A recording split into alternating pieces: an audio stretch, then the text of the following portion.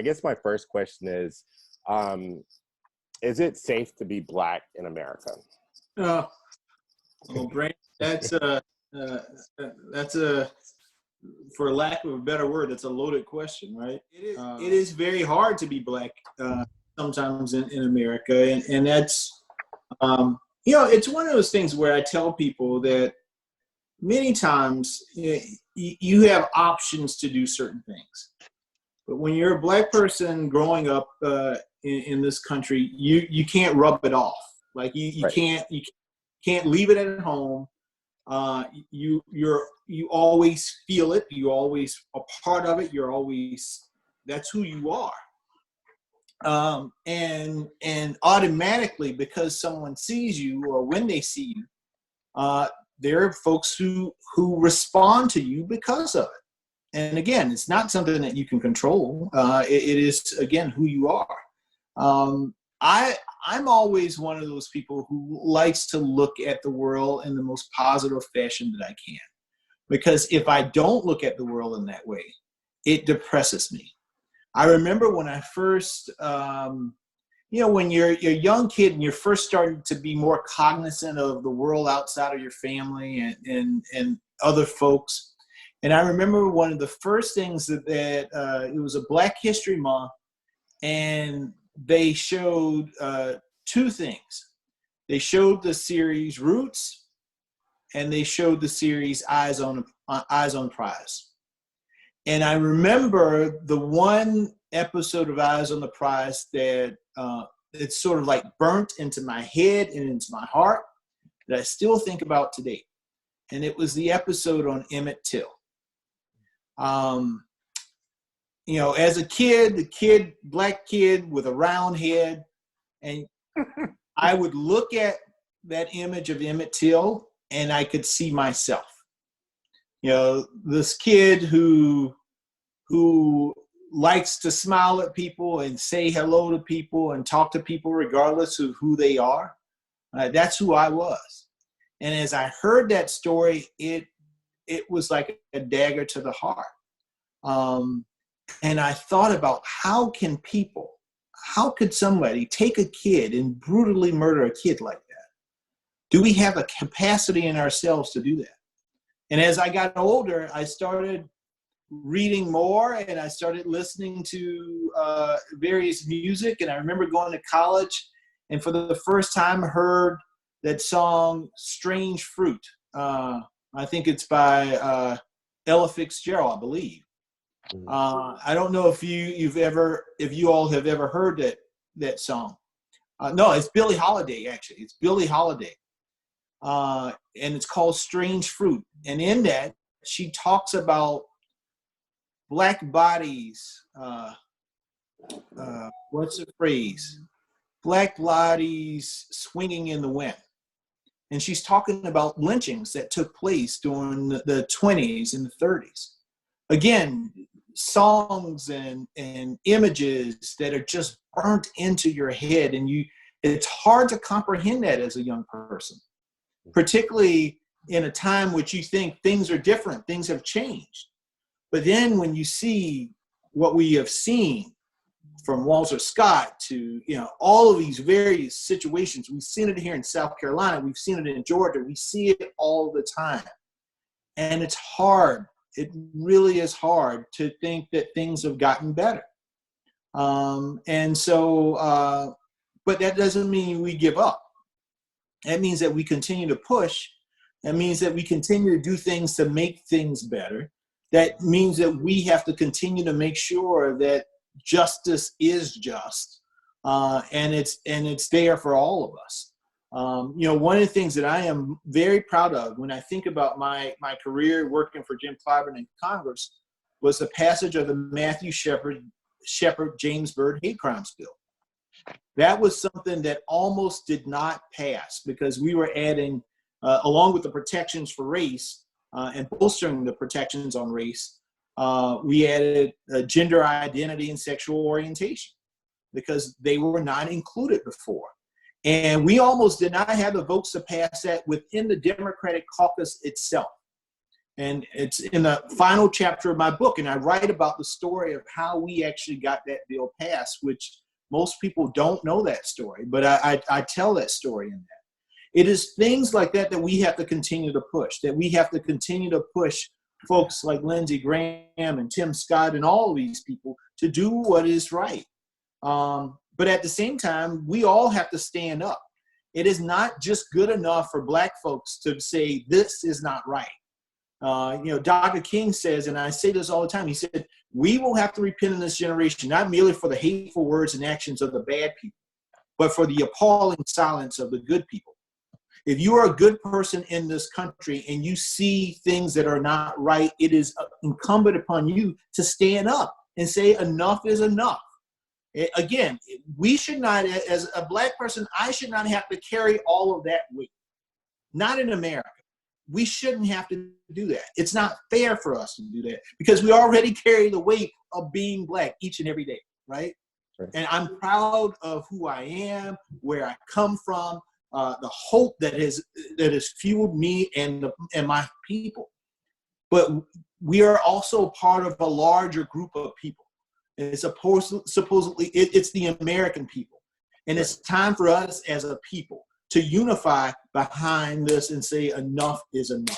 We have to stop it. We have to stop the targets on Black men. We have to stop the targets on Black women. We have to start treating each other like the way that we want people to treat us. Because right now, I can tell you, people in the African American community are not being treated in the same manner. And so there's a lot to go. There's a long way to go. We have taken some steps forward, but there's still so long to go. Jamie, is there something in this, when you get to the Senate, is there something specific that you hope to do to address that? Yeah, and listen, it's addressing it on so many levels. Not only is it, I'm scared about, as a father of two Black boys and raising them, right, and teaching them that, you got to be fearful of a blue light that comes up behind you because you don't know how you may be treated. Like, I remember driving from Georgia. I had just gotten my car. I had just graduated from Yale about a month or two before. Went to go visit my mom in Georgia to buy my first car that I was buying. It was a 1998 Ford Escort ZX2. Which is a little, they made the Escort a little sporty, right? It was Yale blue. I was excited because I was driving, and I bought the car in Georgia and was driving back to South Carolina because I was teaching in about a month or so. I was going to start as a teacher at Orangeburg Wilkinson, my high school. And so it was me. I was 22. And I had at that time, Andre maybe was 13, 14. It was the two of us driving back from Georgia to South Carolina. And I get on the highway, I'm driving, regular speed limit or whatever. There's some stuff on, old tires on the whatever. And I guess we must have hit some of the tires and it spun up. Well, there was a highway patrolman that was right behind us. Well, I guess the tire piece spun up and hit his driver's side window, right? So the blue lights come on, and I'm like, okay, why are the blue lights coming on? Because we're not speeding or anything. We haven't done anything wrong.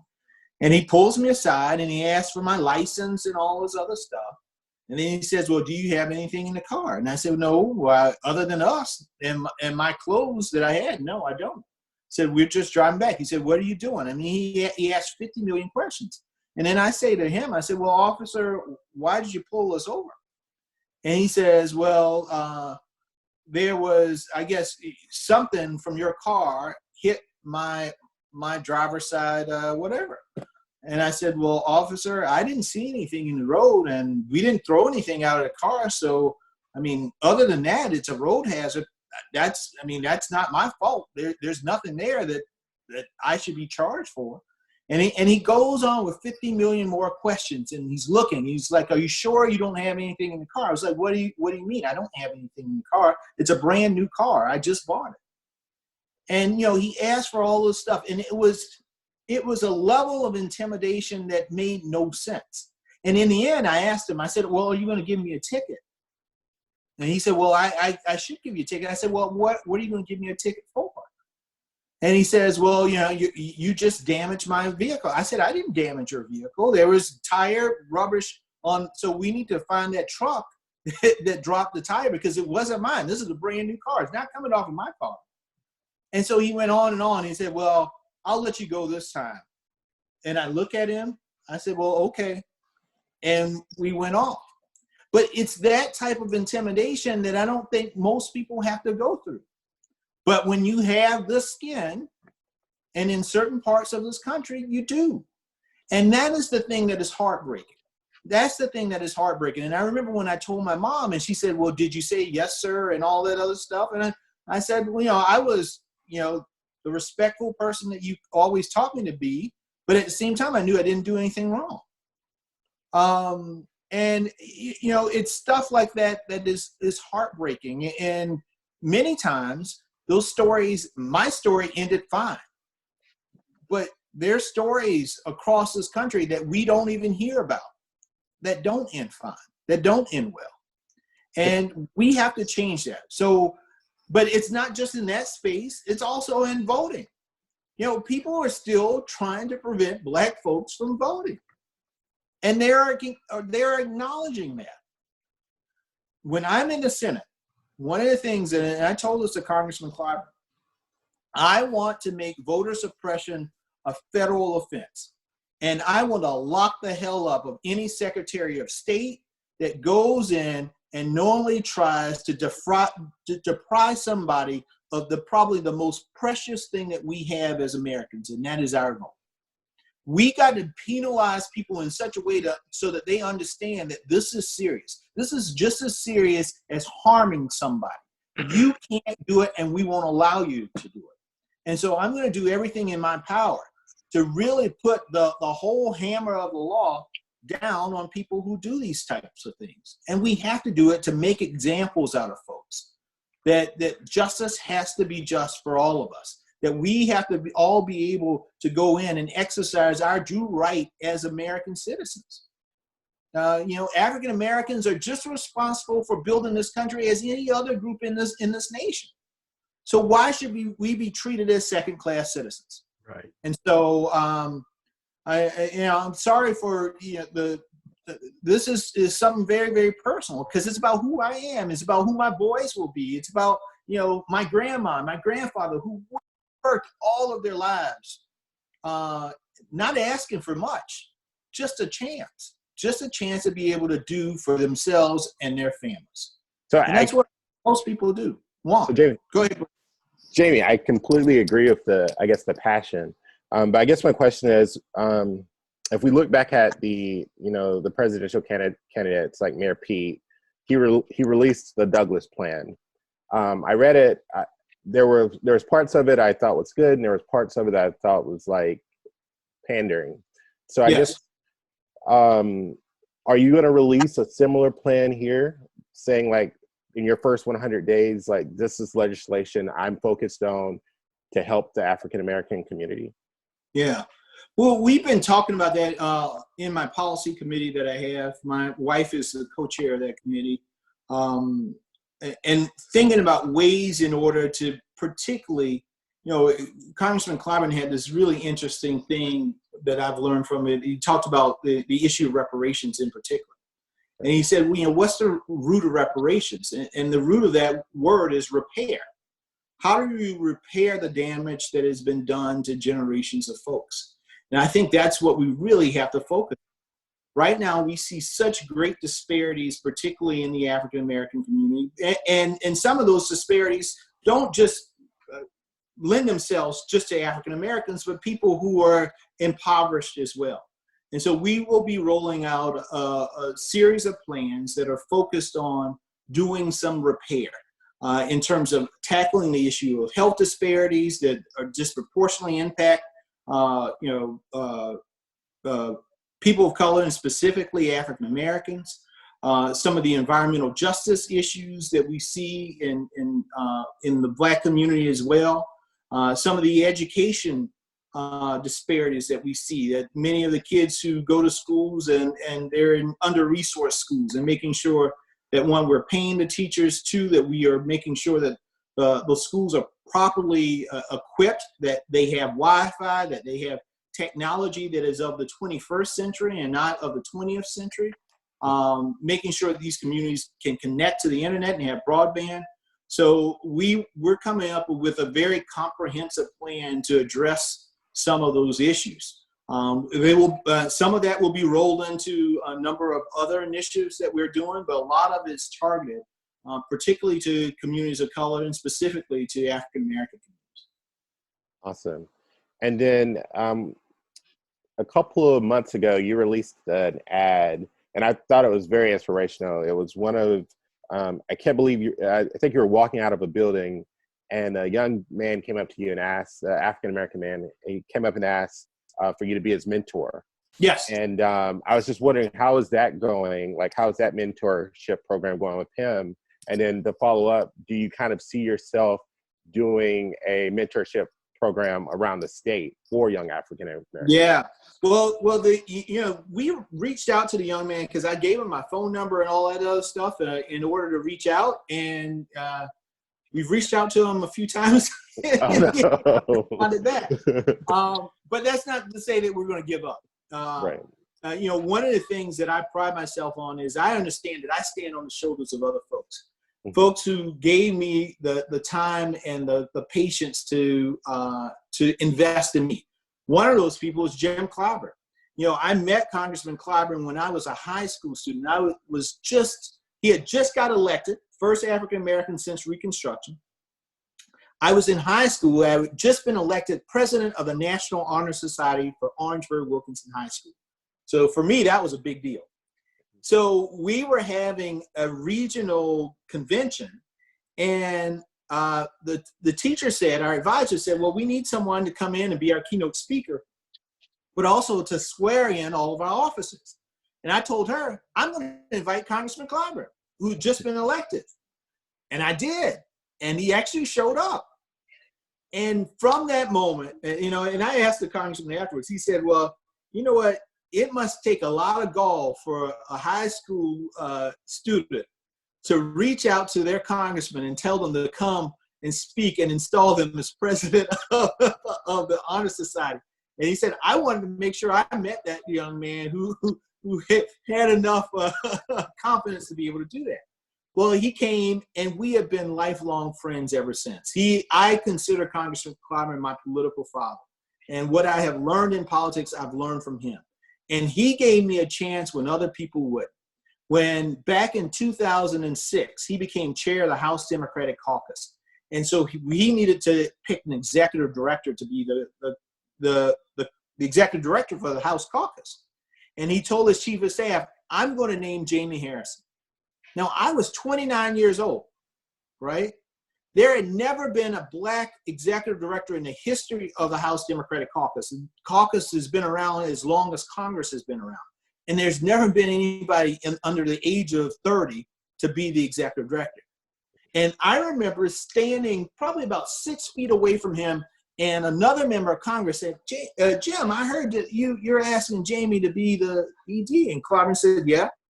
He said, the member said to him, I like Jamie, but don't you think you need somebody with a little more experience?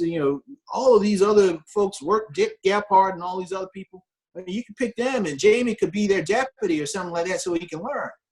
And Clyburn said to them, he said, I know Jamie.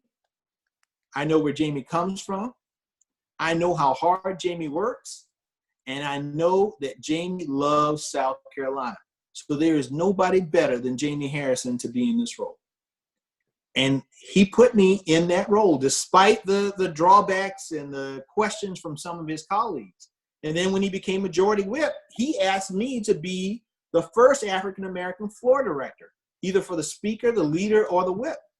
And we never lost a vote in those two years that I ran the floor for Clyburn, because I understood that a lot more was riding on it than just Jamie's personal wins or losses.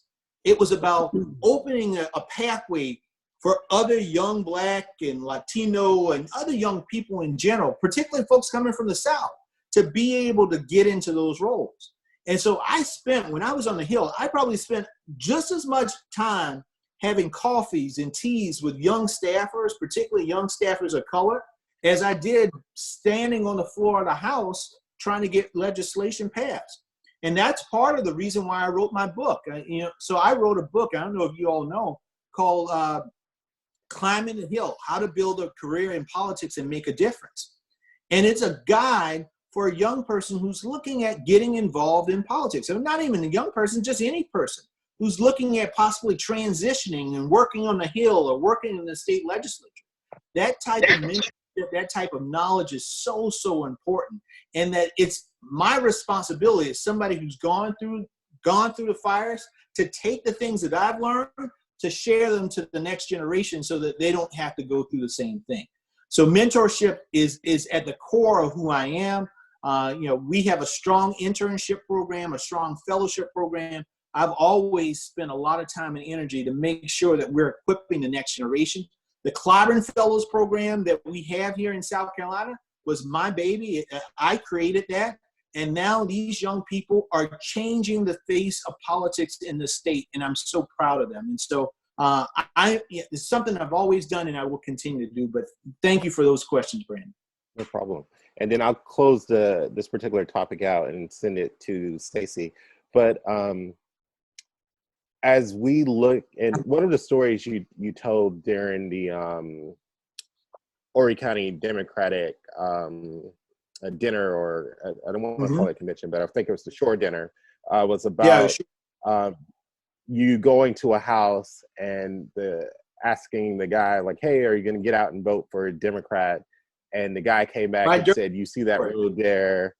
Yeah, it's been dirt since Clinton. It's been dirt since Bush. It's been dirt since Obama. So I feel like a lot of African Americans, they feel kind of used, or they feel kind of like the system. They're constantly going out and vote for Democrats, but they don't really see things changing. They feel disenfranchised. And as you look at, unemployment in the state for African Americans, it's very high. So I guess my question is, as a U.S. Senator, like, what are you going to focus on when it comes to, unemployment, looking at, first responders when it comes to this particular pandemic? We talk about nurses, but, African Americans are working in the stores as baggers and stalkers and cashiers, and they're getting hit the most, but yet they're only being paid $23 a week. So how can, as a U.S. Senator, you work on getting some type of, living wage, as well as work on inspiring Black people to come out and support you and vote for you, as well as lowering unemployment here for African Americans? Yeah.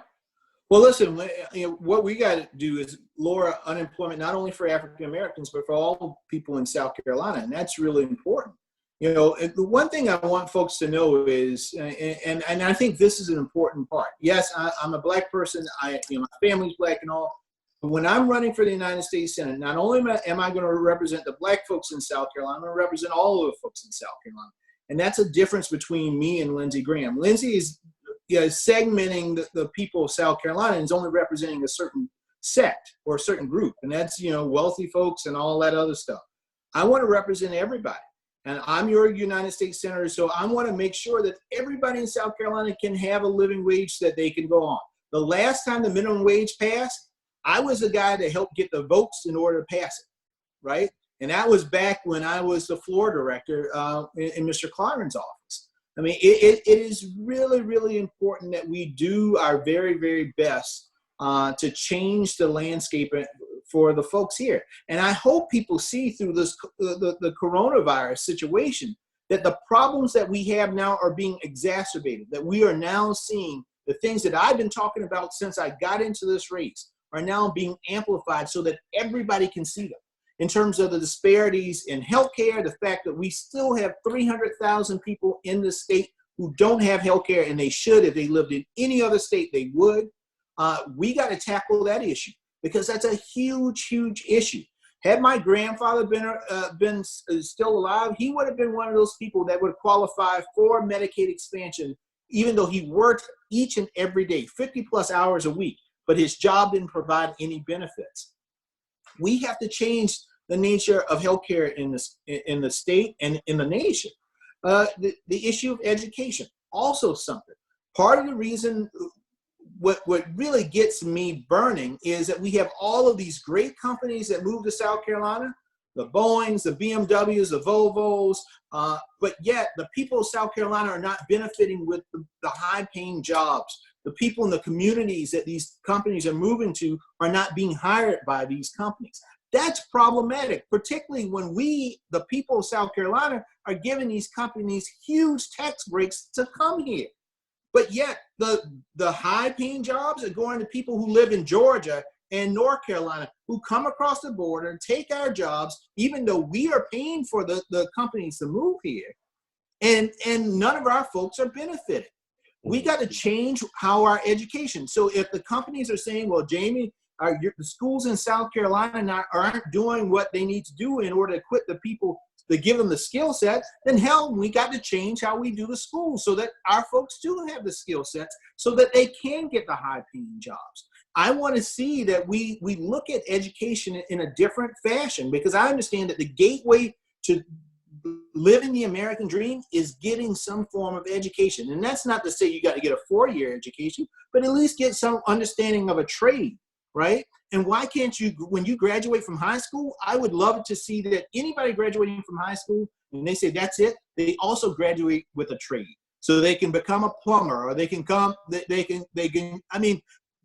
go and become a welder or something, that they can make a living wage that they can take care of their families. I don't know why we're not thinking about that. We have all of these great technical schools all around South Carolina. Partner the technical schools now with every high school in South Carolina and make an apprenticeship and partnership program right then and there.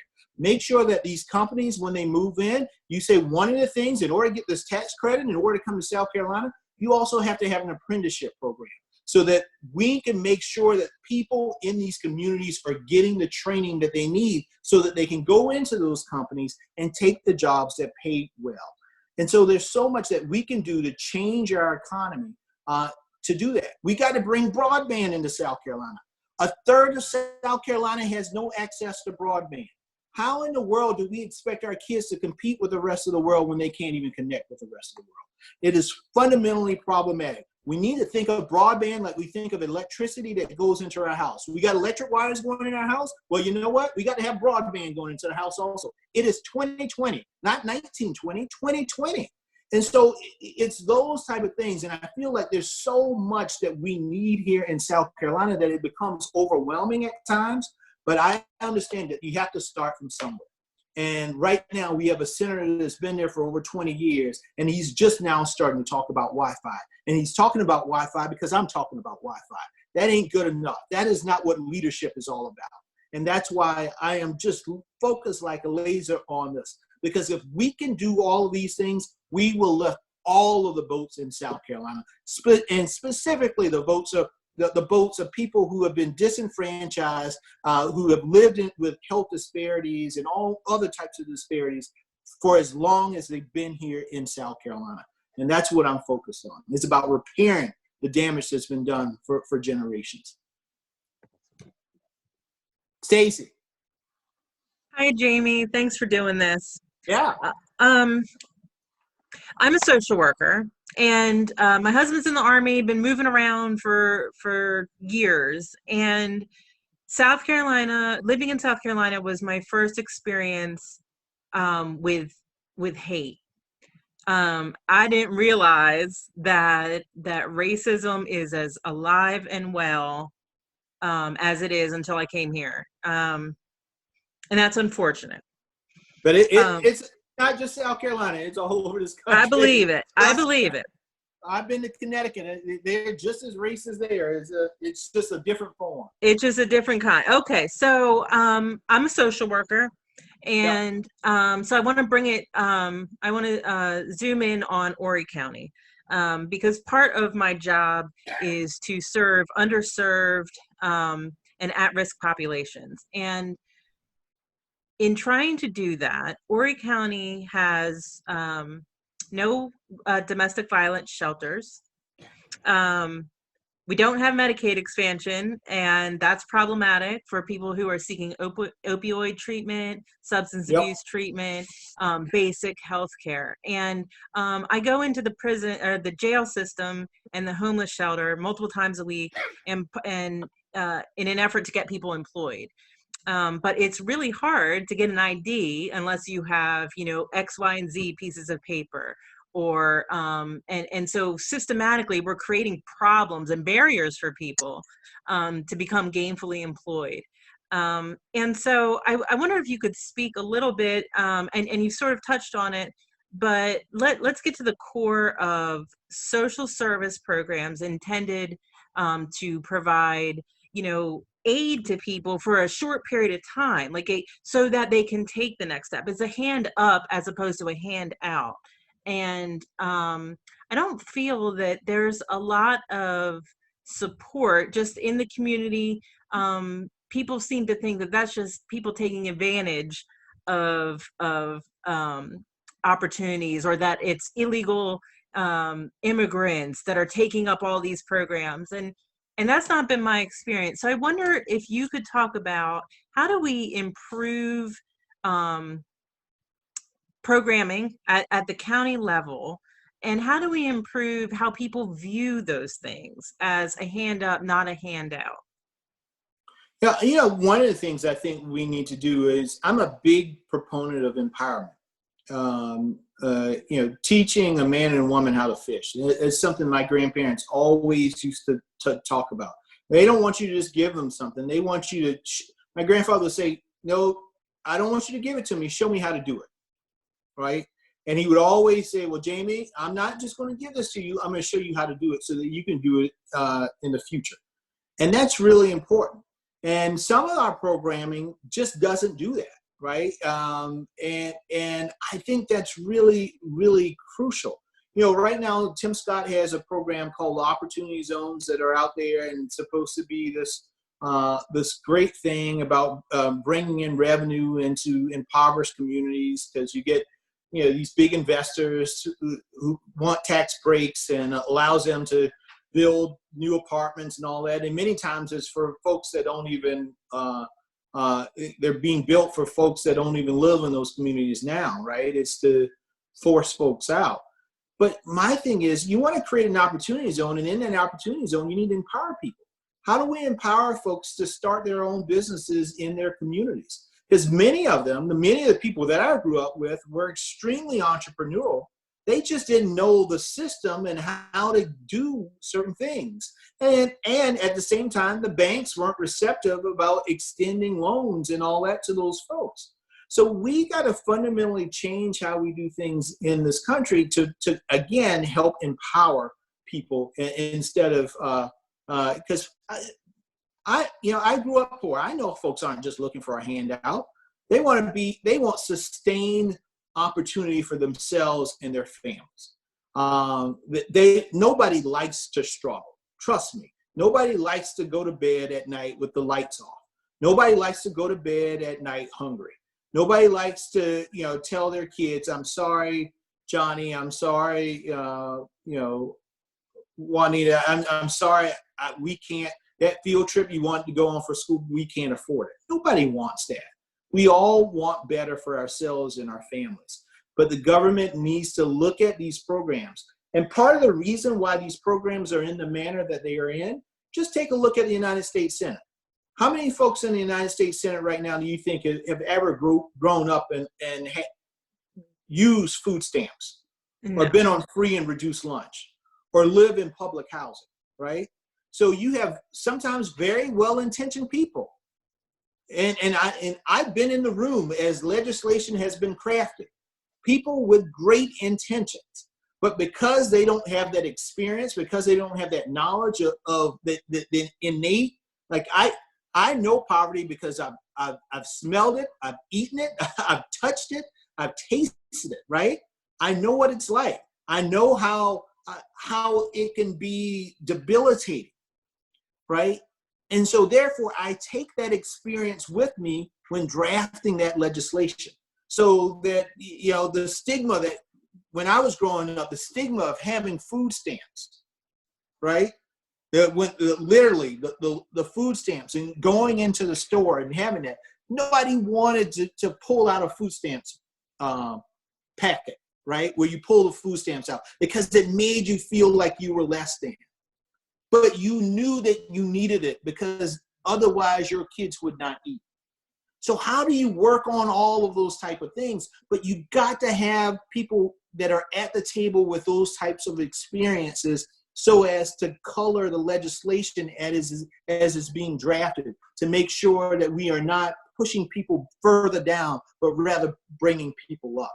And so, you know, I mean, there's so much that I want to, I mean, even the prison systems, you know, a few years ago when I was the state party chair, I wanted to go visit one of the local prisons. And I invited Matt Moore, who was the Republican chair, with me, because Matt and I were talking about ways that we could probably work together on criminal justice reform.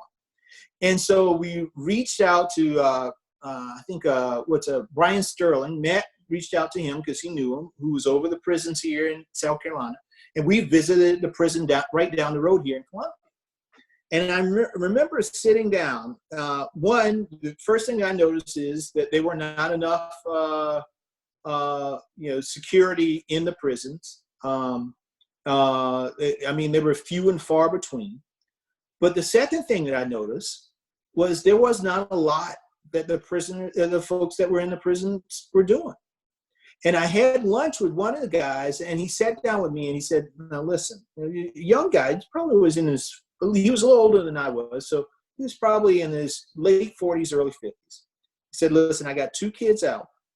I don't want them to come to this. He said, now I'm going to get out soon.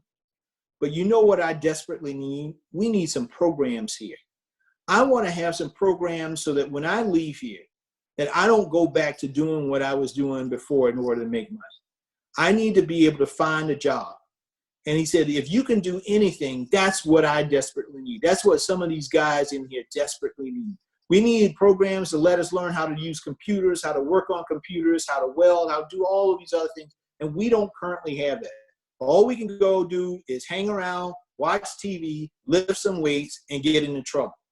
And he said, we need something. Many of us just want to do better. We understand that we made a mistake to get in here, but we want to do better. But if there's nothing in here to help us get better, then we're going to end up right back in here right after we get out. Well, folks, let me tell you, this has been really, really great. Thank you so much. I really enjoy all of you.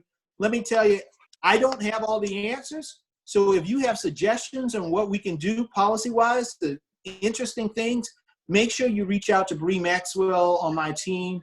Get that information. We are constantly just, part of this is a give and take. You know, I don't come into this thinking that I know everything. I don't.